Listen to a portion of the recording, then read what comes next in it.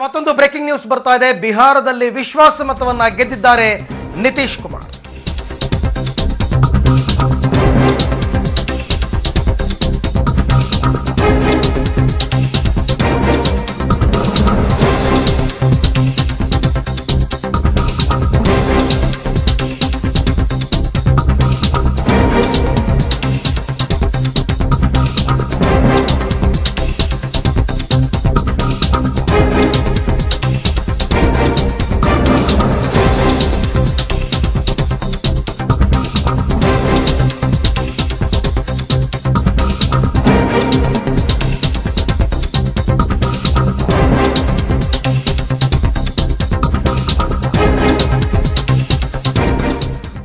ಬಿಹಾರದಲ್ಲಿ ವಿಶ್ವಾಸ ಮತವನ್ನ ಗೆದ್ದಿದ್ದಾರೆ ಸಿಎಂ ನಿತೀಶ್ ಕುಮಾರ್. ಕಳೆದ 3 ದಿನಗಳಲ್ಲಿ ನಡೆದಂತಹ ಕ್ಷಿಪ್ರ ರಾಜಕೀಯ ಬೆಳವಣಿಗೆಯಲ್ಲಿ ಮಹಾಗಠಬಂಧನ್ನಿಂದ ಹೊರಬಂದಿದ್ದಂತಹ ಜೆಡಿಯುನ ನಿತೀಶ್ ಕುಮಾರ್ ಅವರು ರಾಜೀನಾಮೆಯನ್ನು ಕೊಟ್ಟಿದ್ದರು ಮುಖ್ಯಮಂತ್ರಿ ಸ್ಥಾನಕ್ಕೆ.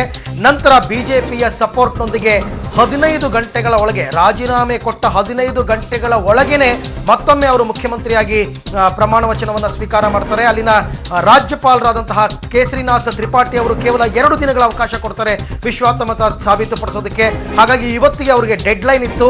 ಹಾಗಾಗಿ ಇವತ್ತು ಸದನದಲ್ಲಿ ವಿಶ್ವಾಸ ಮತ ಯಾಚನೆಯನ್ನ ಮಾಡ್ತಾರೆ ನಿತೀಶ್ ಕುಮಾರ್.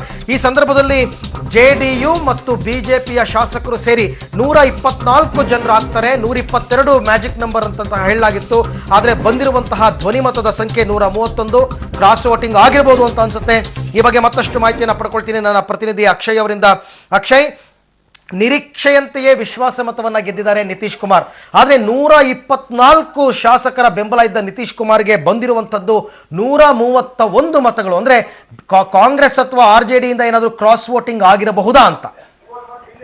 ಅರವಿಂದ್, ನಿನ್ನೆ ಏನೋ RJD ಬಿಜೆಪಿ ಮತ್ತೆ JDU ಮೈತ್ರಿಕೂಟ ಏನಿದೆ ಅದು 132 ಮತಗಳ ಲೆಕ್ಕಾಚಾರದಲ್ಲಿತ್ತು. ಆದ್ರೆ ಬಂದಿರುವಂತದ್ದು 131. 108 ಏನು ಅಂತ ಹೇಳಿದ್ರೆ RJD 80 ಮತ್ತೆ ಕಾಂಗ್ರೆಸ್ 27 ಶಾಸಕರನ್ನ ಹೊಂದಿರುವಂತದ್ದು. ಅಂತ ಹೇಳಿದ್ರೆ 80 ಪ್ಲಸ್ 27 ಸೇರಿದ್ರೆ 107 ಆಗುತ್ತೆ. ಒಂದು ಹೆಚ್ಚುವರಿಯಾಗಿ ಮತ ಬಿದ್ದಿರುವಂತದ್ದು ಏನು ವಿರೋಧಿ ಬಣದ ಪರವಾಗಿ. ಆದ್ರೆ ನಿತೀಶ್ ಕುಮಾರ್ ಅವರು 131 ಸ್ಥಾನಗಳ ಶಾಸಕರ ಬಲವನ್ನ ಗೆದ್ದಿರುವಂತದ್ದು.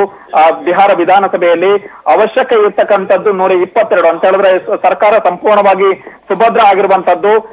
ಬಿಜೆಪಿ ಜೊತೆಗೆ ಜೆಡಿಯುನ 70 ಮತ್ತೆ ಬಿಜೆಪಿ 53 ಶಾಸಕರು ಯಾರಿದ್ದಾರೆ ಅವರು ಜೊತೆಗೆ ಇತರೆ LJP ಮತ್ತೆ HAMM ಮತ್ತೆ RLSP ಪಕ್ಷಗಳೇನಿದೆ ಅವು ಕೂಡ ಏನು ಸರ್ಕಾರದ ಪರ ಮತ ಹಾಕಿರುವಂತದ್ದು. ಅರವಿಂದ್, ಈಗ ಒಂದೇನಂದ್ರೆ ಅಕ್ಷಯ್, ಲಾಲು ಪ್ರಸಾದ್ ಯಾದವ್ ಅವರು ಹೇಳ್ತಾ ಇದ್ರು, ನಮ್ಮ ರಾಜ್ಯದಲ್ಲಿ ಸಿಂಗಲ್ ಲಾರ್ಜೆಸ್ಟ್ ಪಾರ್ಟಿ ಆಗಿರ್ತಕ್ಕಂಥವ್ರು ನಾವು RJD ಅವರು, ರಾಜ್ಯಪಾಲರು ನಮ್ಮನ್ನ ಸರ್ಕಾರ ರಚನೆ ಮಾಡೋದಕ್ಕೆ ಕರಿಬೇಕಾಗಿತ್ತು. ಆದ್ರೆ ಅವರು ನಿತೀಶ್ ಕುಮಾರ್ಗೆ ಅವಕಾಶ ಕೊಟ್ಟರು, JDUಗೆ ಅವಕಾಶ ಕೊಟ್ಟರು. ಇದರ ವಿರುದ್ಧ ನಾವು ಸುಪ್ರೀಂ ಕೋರ್ಟ್ಗೆ ಮೊರೆ ಹೋಗ್ತೀವಿ ಅಂತ ಹೇಳಿದ್ದಾರೆ. ಹಂಗೇನಾದ್ರೂ ಆದ್ರೆ ಏನ್ ಬದಲಾವಣೆಗಳಾಗ್ಬೋದು, ಏನ್ ಡೆವಲಪ್ಮೆಂಟ್ ಆಗ್ಬಹುದು ಅಂತ? ಅರವಿಂದ್, ಈಗಾಗಲೇ ಇವತ್ತೇ ಏನು ಪಾಟ್ನಾ ಹೈಕೋರ್ಟ್ಗೆ RJD ಅರ್ಜಿಯನ್ನ ಸಲ್ಲಿಕೆ ಮಾಡಿದೆ. ಅರ್ಜಿಯನ್ನ ಏನು ಪಾಟ್ನಾ ಹೈಕೋರ್ಟ್ ಪುರಸ್ಕಾರ ಮಾಡಿರುವಂತದ್ದು. ಜೊತೆಗೆ ಸೋಮವಾರ ಬಹುಶಃ ಇದಕ್ಕೆ ಸಂಬಂಧಪಟ್ಟ ಹಾಗೆ ವಿಚಾರಣೆ ನಡೆಯುವಂತ ಸಾಧ್ಯತೆ ಇದೆ. ಇದೇ ರೀತಿಯಾದಂತಹ ಆದ್ರೆ ಏನು ಸೋಮವಾರವೇ ಇದಕ್ಕೆ ಸಂಬಂಧಪಟ್ಟ ಹಾಗೆ ಹೈಕೋರ್ಟ್ ತೀರ್ಪು ನೀಡುವಂತಹ ಸಾಧ್ಯತೆ ತುಂಬಾ ಕಮ್ಮಿ ಇದೆ. ಯಾಕಂತ ಹೇಳಿದ್ರೆ ವಿಧಾನಸಭೆಯಲ್ಲಿ ಈಗಾಗಲೇ ಸರ್ಕಾರ ಬಹುಮತ ಗೆದ್ದಿರುವ ಕಾರಣ ಈ ಸರ್ಕಾರ ರಚನೆಗೆ ಮೊದಲೇ ಅವಕಾಶ ಕೊಡ್ಬೇಕಿತ್ತ ಬೇಡವ ಎನ್ನುವಂಥದ್ದು ಮತ್ತೆ ಒಂದಿಷ್ಟು ಏನು ದೀರ್ಘ ಚರ್ಚೆ ಅವಶ್ಯಕತೆ ಇರೋದ್ರಿಂದಾಗಿ ಸದ್ಯದ ಮಟ್ಟಿಗೆ ನಿತೀಶ್ ಕುಮಾರ್ ಸರ್ಕಾರಕ್ಕೆ ಯಾವುದೇ ತೊಂದರೆ ಇಲ್ಲ.